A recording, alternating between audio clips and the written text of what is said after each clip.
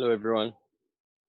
We're going to give everyone else a few minutes to join. In the meantime, I'm Chad Cordeiro. This is my home studio. Welcome. And welcome back for those of you who saw the pre-recorded demos that I've been doing. I'm a printer at David Krut Workshop, and this is part 3 of the Intaglio demonstrations. So part 1 and 2 are pre-recorded and they're all posted. This is part 3, and it's going to be inking and wiping Drypoint plates. Yeah, so we'll give everyone a little bit of time to get on and get comfy, and then then I think we can start.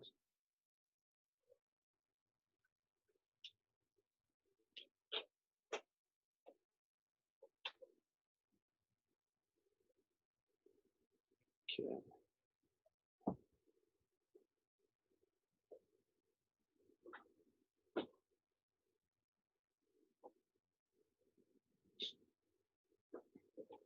So when we do start, I'll just start with some kind of house rules and housekeeping stuff about the live demos, our plans for live demos, and what I'm going to be doing, and how question and answer sessions will work.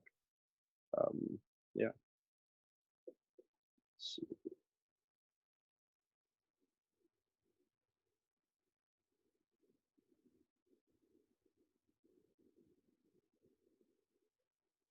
Give it a few more minutes.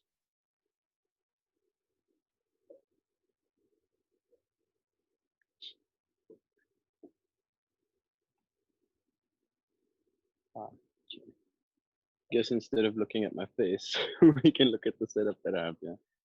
So I have a plotting board set up for flattening prints, which we'll get to. That's damp pack that I'm going to show you guys how to make. I have cutting mats set up with liner for cutting paper, small etching press on the table that me and my little brother made, and then inking setup pretty much. Yeah. So this is my kind of home studio that I've set up to be able to print and work from my house during lockdown time. I think we can start.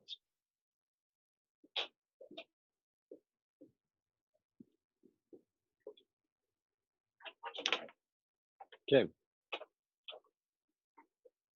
Welcome, everyone. I'm Chad Cordeiro, printer at David Krut Projects, and today we're going to go through inking and wiping Drypoint plates. Just some housekeeping stuff. First, your videos and your mics are turned off for the duration of the meeting. I'd advise you not to turn them on. It's gonna mess with signal, and it'll be easier to see me. Also, switch to speaker view. So because I'm the only one with live feed video and speaking, it'll be clearer and smoother for the demo for you to see what I'm doing, and pin the video too. Roxy is going to be helping me out. So Roxy will be sharing her screen with different artworks that I'll be talking about. And please feel free to post any questions that you have during the duration of the demo in the chat section. So we'll save 10 minutes at the end for me to answer your guys' questions and go through anything that came up during the demo. Yeah, I think we can start if everyone's in and ready.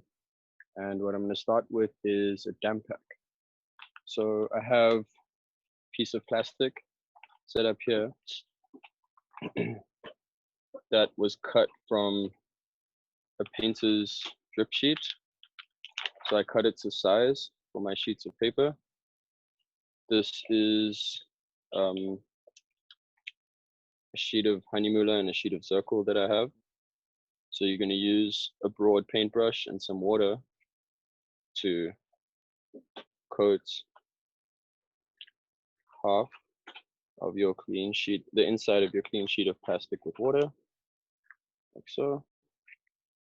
And then you're gonna brush water onto the surface of your dry sheet, like that. And then make sure it's coated evenly. Flip the paper so that the wet side is facing down. If your paper bends and warps, it's normal. It's cotton paper. So that's what's going to happen if one side of the sheet is absorbing water and the other side is dry. So you'll see as soon as you brush the other side, again, evenly with a paintbrush and some water, the paper will start to relax and flatten. And that's just because the paper is slowly getting evenly saturated with water. And you repeat that process with all of the sheets that you have. I'm doing 2 right now just to repeat the process and show you guys so you understand how it works.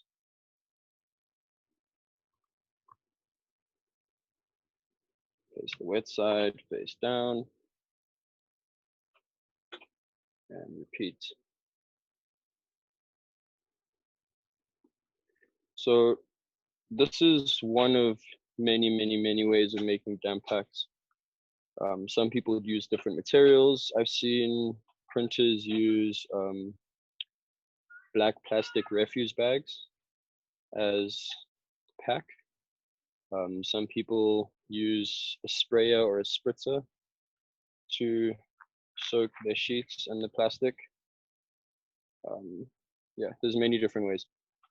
The next thing you want to do is, now that both sides are coated with water, you want to fold over, leaving enough space in the pack so that you don't fold the sheet. Flip it, and then just make sure that it's nice and sealed so only very little water can escape the pack. And then just tab each of the sides closed with tape. Okay, so that's your damp pack.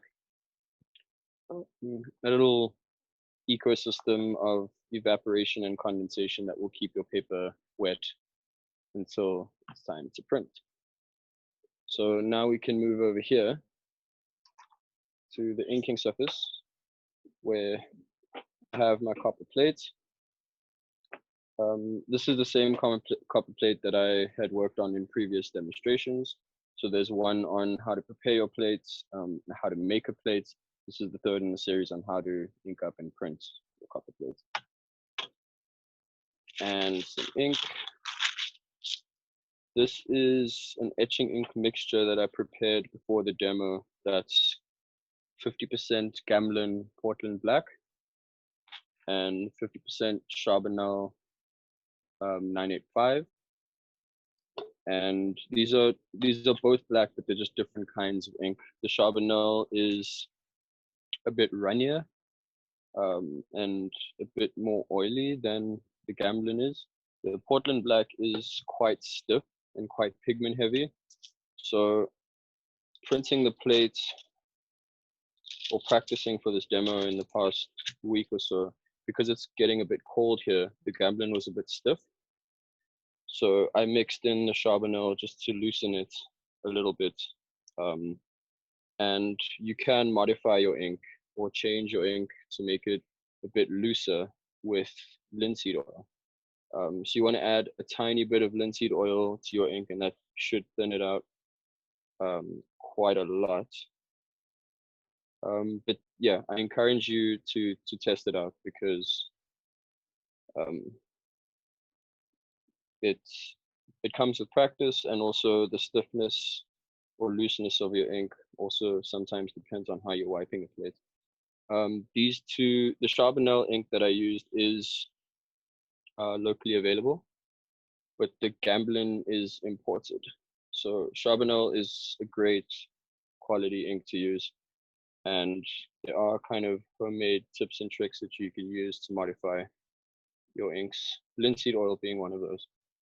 So you can see I'm working the ink on the slab because etching ink is quite a lot thicker than lithography ink is, or the ink that we use for relief. So I'm just working the ink to make it a little bit looser, a little bit easier to apply to the plates. I'm gonna grab a roller over here. Again, there are different ways of doing each of the things that I'm showing you how to do. Inking up, for an example, at David Krut workshop, we ink with a brayer. Some people ink up with plastic, they ink up intaglio prints with plastic cards or squeegees. Those things work too. I'm using a brayer because that's how I learned, and that's how I edition intaglio prints at David Krut. So what I'm gonna do now is roll up a slab that's considerably thicker than I would for relief, because when you're inking up dry points, you want the ink to saturate the plate completely. So you want it to go within the burrs on the dry points. You want it to go inside the marks. Because you're pushing ink into the marks, you want to get as much coverage as possible.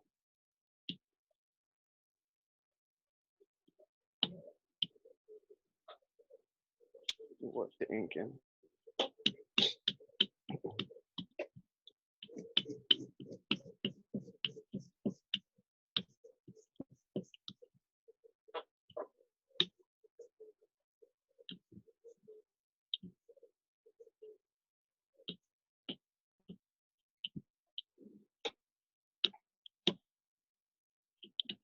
So you want to keep checking as you're rolling to make sure that there's no bare copper or dry point burrs peeking out from underneath your ink.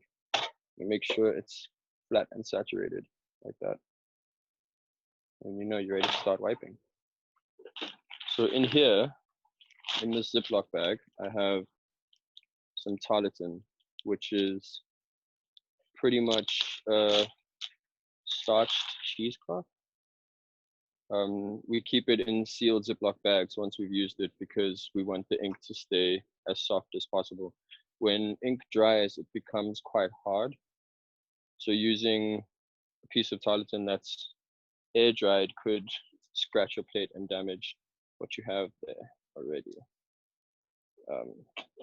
The way I fold it is to make a square, fold each of the corners in and in again, and rotate it so that I create a ball of tarlatan, and it fits quite nicely in the hand. So again, this material is a starch cheesecloth. It's also used as an underskirt for ballerina tutus. So it's got quite a, it holds its structure quite well. We usually don't use it in that form. We kind of rub it together and remove a little bit of that starch first, just to make it soft and prevent it from scratching the plate when we're wiping. As you can see here, I'm pushing the tarlatan down and twisting it over the surface of the plate. What that does is make sure that the ink is squashed into all of the lines and all of the burrs on the surface of the plate while removing excess ink off the surface. So all the parts that haven't been scratched with my needle, the ink is being taken away from.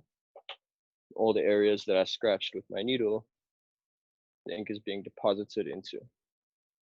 So you want to repeat this process evenly throughout the plate until you can start to vaguely see the image. So you can kind of see a figure over there that's picking up ink. There's one over there. There's one over there. There's this big black stripe at the bottom of the plate. Next step is to find clean spot on your tarlatan and again to make the ball. So have your square, you fold each corner in until you create a ball of tarlatan. So this part is kind of important. You want to have it quite soft, and you don't want to squeeze it or apply very much pressure. You want to relax your hand just so that the tarlatan fits into it. And then again, applying no pressure, I move the tarlatan over the surface of the plate in circles.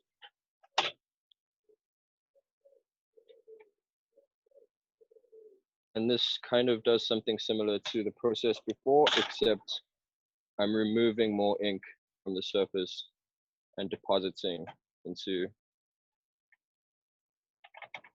the burrs and lines that I made with my Drypoint needle.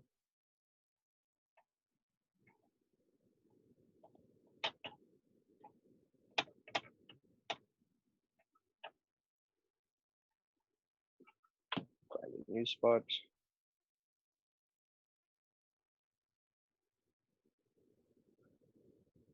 And make your ball again. Have it fit nicely in the hand.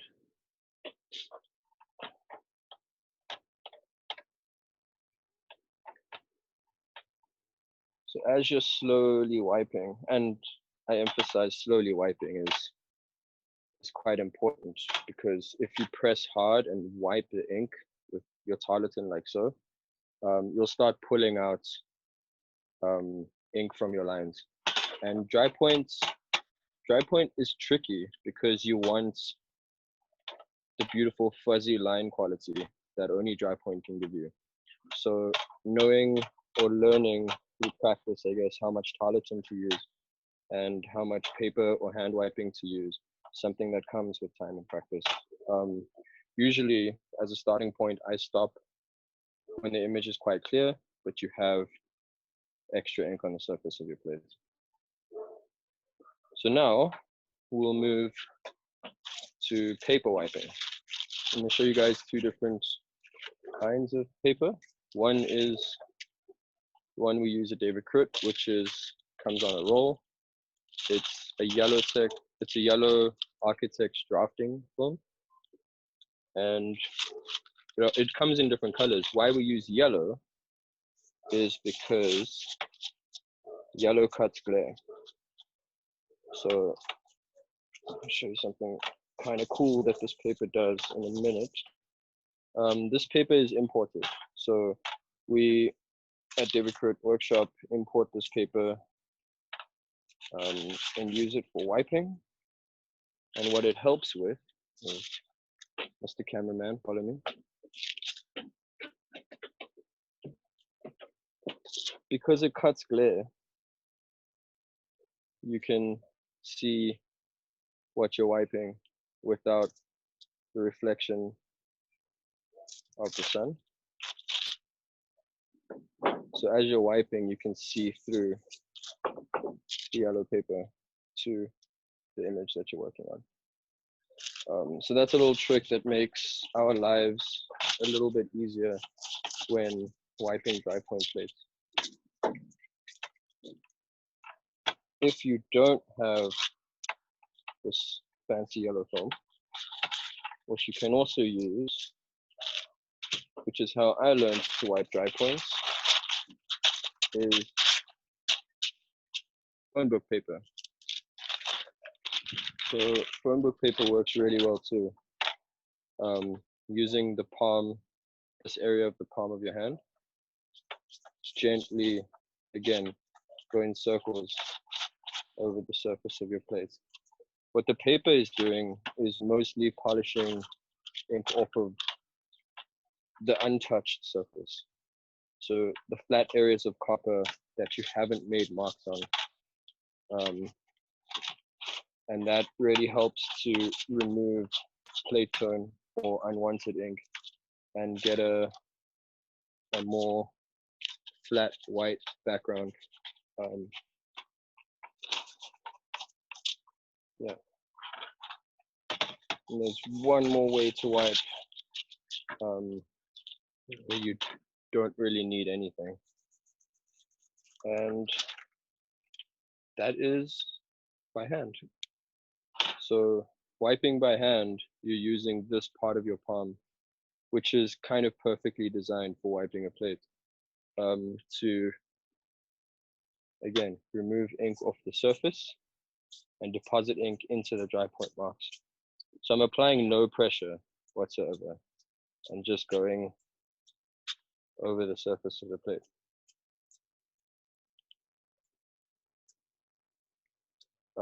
You can wipe the entire plate from scratch this way.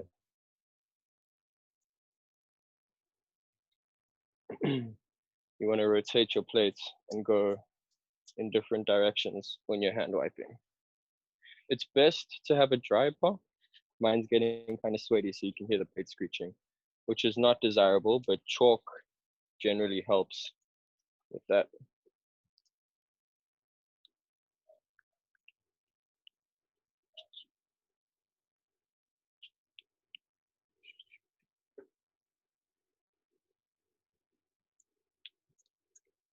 Okay.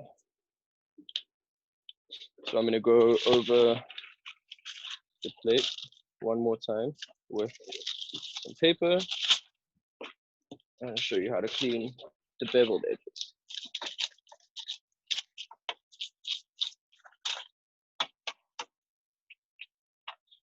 So when you're wiping your plate, you also want to make sure that you're watching kind of what's going on, so that you know when to stop.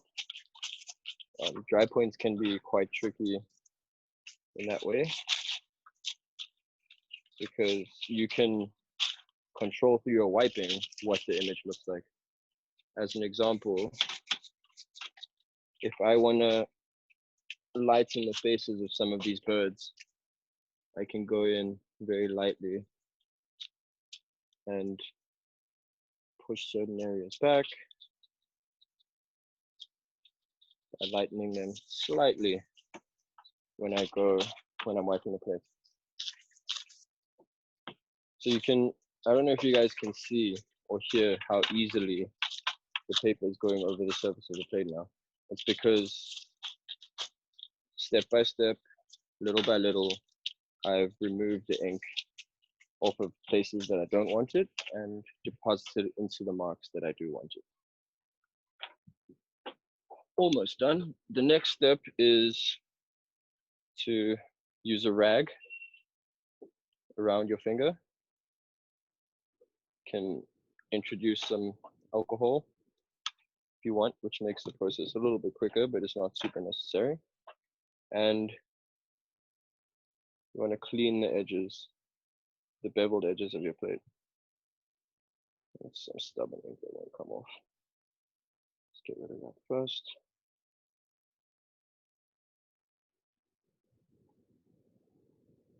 Okay.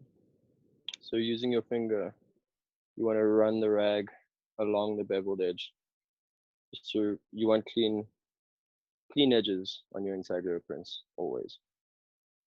So you're just removing excess ink that's left on the beveled edges.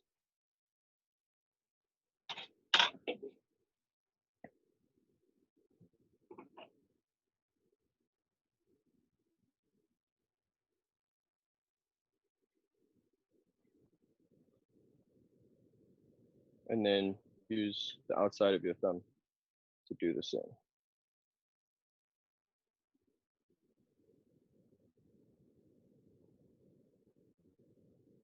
Okay, we're ready to print. So I'm gonna go over to the press where my acetate registration is and line up the plates to the square that says plates. So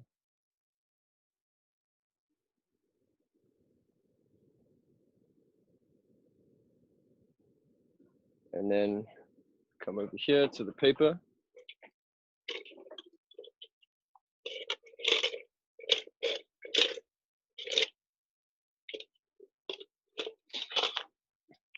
So because I've been in lockdown and run out of gloves, I have to use tabs in order to handle my paper.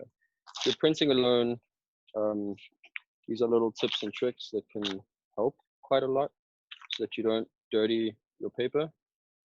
Just make little clean tabs that you can use to handle your paper. If you're printing with friends, you'll have a clean hands person that will do all the clean work, like handling paper, etc., etc. So what I'm going to do now is use serviettes just to remove puddles of water on the surface of the paper, any excess water. So you're not drying the paper out, you're just removing the puddles that'll sit on the surface of the paper. Grab the sheet again, and then line it up to the blue. So something to note about soaking paper is it stretches. And paper is notoriously unpredictable when it stretches. So doing soaking tests and timing tests of how long your paper has been soaking for is quite important, so you can minimize unknown variables in how your wet paper is stretching.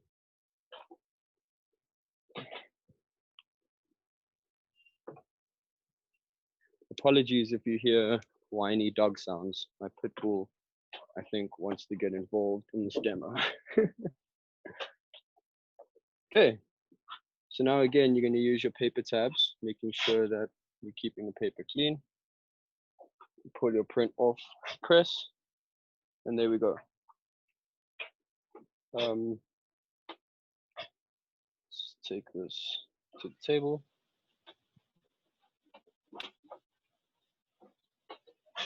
So there's some things that we can see on the prints that are quite useful to pay attention to for just when you're going to exhibitions and looking at prints.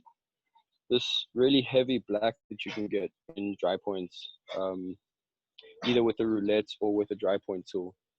You can see this kind of quality of mark translated in Deborah Bell's Sketchbook 4 as an example. This is a great example of how you can build up really, really heavy black tones and gray tones using pretty much a needle and a Drypoint plate, a copper plate. So you can see under the horse and in the head of the horse, how you have really strong black set against almost no plate tone to create a silhouette. Different variations of tone and line, mark making inside the arms of the figure, where the head is, up over the figure's arm, figure's left arm, and in the figure's face. Those marks are made with a combination of roulette, which is a kind of bumpy wheel that you can roll on the surface of the plate to make little dots, and a Drypoint tool, which is direct scratching into the plate. Another thing to consider is these really soft lines in the bird. So there's quite heavy marks set against lighter ones. And depending on how hard you push with the tool and what kind of line quality you work with, you can really start to get a variation in tone and push foreground and background.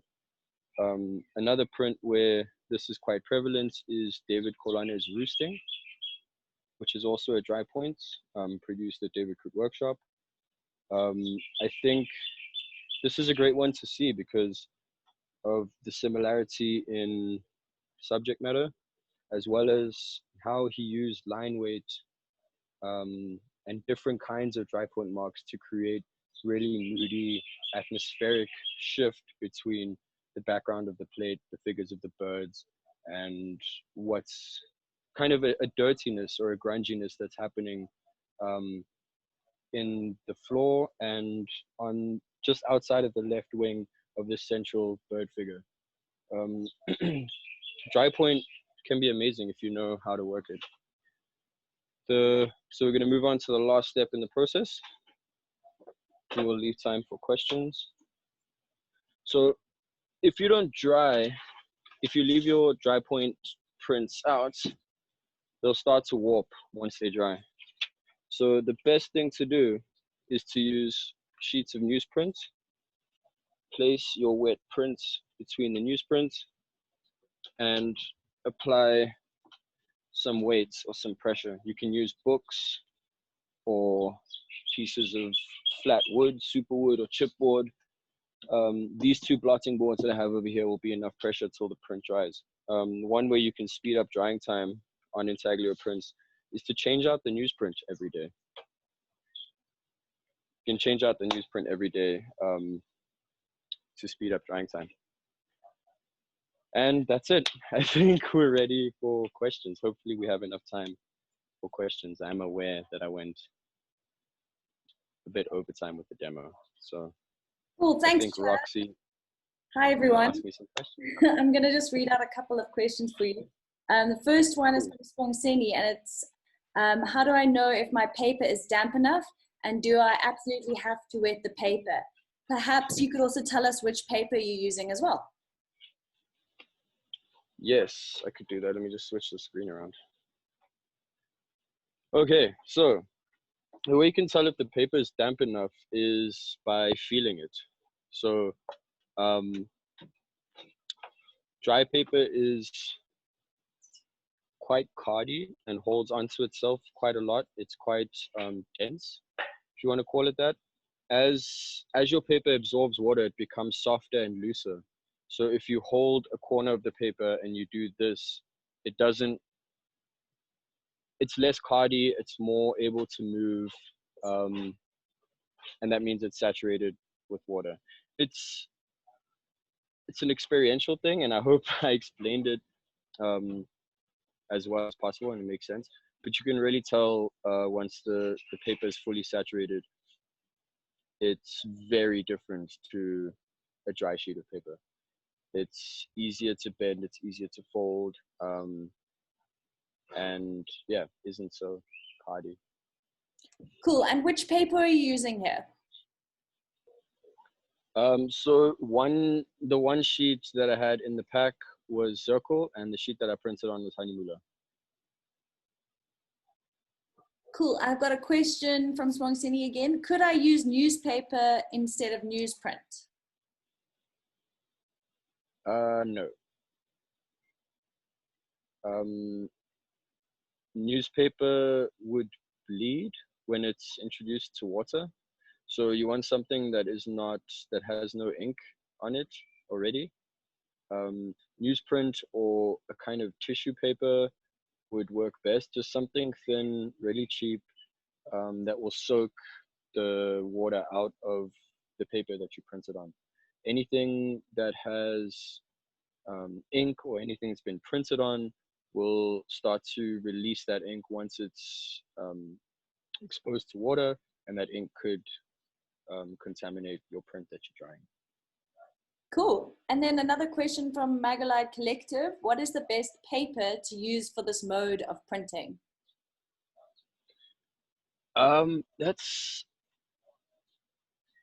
Everyone has their different kind of preference. At David Krut, the paper that we find works the best and the paper that we most often print intaglio plates on is Honeymula. It's mostly either Honeymula 300 gram soft white or 300 gram bright white. It's a German paper that we import that's amazing to print intaglio prints on. Zirkel also makes an intaglio paper that's quite nice. Some papers that I've printed intaglio on that aren't amazing but still work are Ash and Somerset. They're not great to print intaglio on, but they will print. Fabriano is pretty good as well. So Fabriano is a paper that is locally available. It accepts water quite well. It saturates quite well, and it's quite nice. It works really well to print intaglio prints onto. Cool, thanks, Chad. Another question from Spongseni. What's the best way to wipe a plate that's very textured or has heavy burrs? Very textured plate with heavy burrs. If you want to keep kind of a dense halo around those dry point burrs would be to use a little bit less, so spend a little bit less time wiping with tarlatan. Because what tarlatan does is, because it's a fabric, it's pulling ink out of the burrs. Not in the bigger the burr, the more it'll pull ink out of. So you want to reduce your ratio of time between tarlatan and paper, or tarlatan and hand. Wiping really strong burr plates will cut your hand up. I've editioned a few of Rhett Martin's plates that were amazing images, beautiful prints, but they were quite sculptural. The burrs were incredibly heavy, and I would go through a huge amount of paper because the burrs are so sharp that they cut through the paper, cut through my hand. And yeah, so less tarlatan. Tarlatan's going to pull ink out of your burrs a lot quicker than paper will. I'm going to do a lot more paper, a lot less tarlatan, and wipe by hand if it doesn't suck too much. If it's not like spreading blood everywhere, use your hand to wipe the plate. But yeah, more paper, more hand, less tarlatan. Cool. And another question from Britt. Any tips or advice on achieving plate tone and knowing how dark the tone might print? That is a tricky one. Actually, this is a good moment to mention bare copper. So I was printing off of a bare copper plate, which means it's just copper, nothing fancy, which means copper holds ink quite well, which means it's quite difficult to get rid of plate tone completely on a copper plate unless you polish it before with brasso or with a polishing agent. And it's also malleable, so the marks will slowly degrade as I'm printing bare copper on the press. There's a process of a kind of electroplating process called steel facing, where you can put a thin coat of iron onto the surface of the plate, and that will make for less plate tone, but also keep your burrs present and keep your marks present for a longer period of time, because you have a harder metal that's preventing those burrs from being broken down as you're printing them. To answer your question though, it's mostly a feeling thing or experience thing. So you want to print, the more you print plates, the more you can tell by looking at the plate how much ink is there. I remember it being incredibly deceiving when I first started printing. Okay guys, looks like we've reached the end. This has been Chad Cordeiro from my home studio. This will be posted on our website for your reference. Yeah, I hope you enjoyed the demo. Sorry I couldn't get through all the questions. Bye.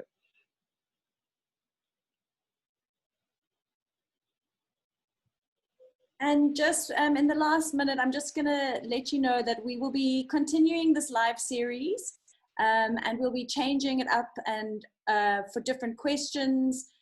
So keep an eye on our social media platform and our website, davidkrut.com. And thank you all for attending. See you next time.